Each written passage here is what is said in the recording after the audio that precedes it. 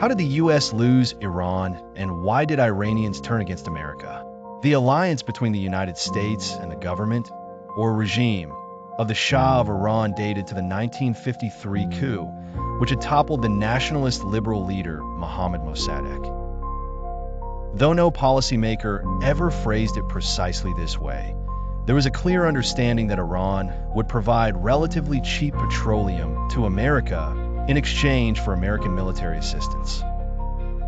Over the next 25 years, that aid amounted to billions of dollars, and in 1972, when he celebrated the 2500th anniversary of the reign of Cyrus the Great, the Shah of Iran was in a very strong position.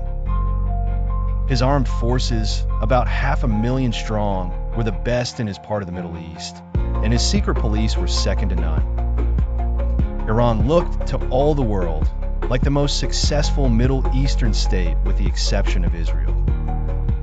Of course, this was not the whole or entire story. Millions of Iranians chafed under the Shah's regime, which appeared to invalidate many Muslim customs and beliefs. Wearing of the veil, for example, almost disappeared among Iran's elite during the Shah's tenure.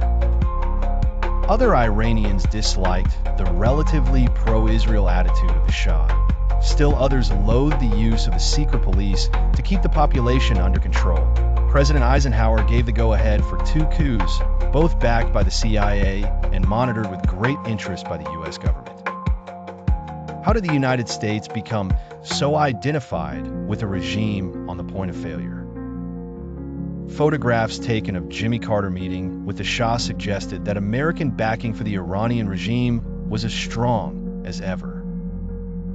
Carter went out of his way to declare that access to the Persian Gulf was vital to U.S. national security.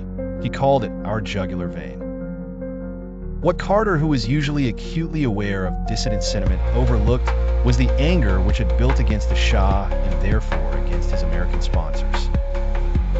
The Iranian Revolution, which began in late 1977, was not aimed at the United States, but the more they dug into the apparatus of the Shah's regime, the more the revolutionaries became convinced that it was America that held the keys to the Shah's power.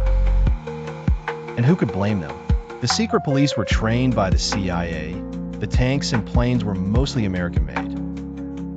As a result, the anger which initially focused on the Shah turned against Jimmy Carter and the United States.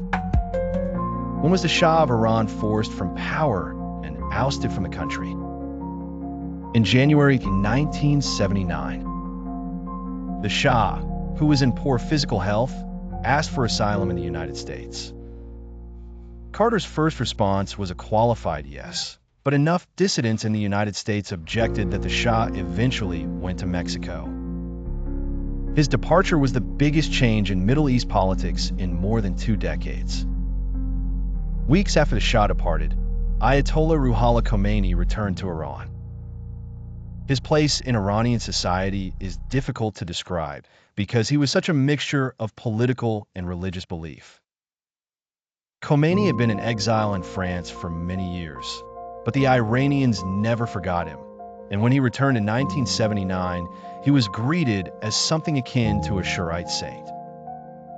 It is, of course, only coincidence that Khomeini became such a legend at the same time that another man of God, Pope John Paul II, began to rise to prominence.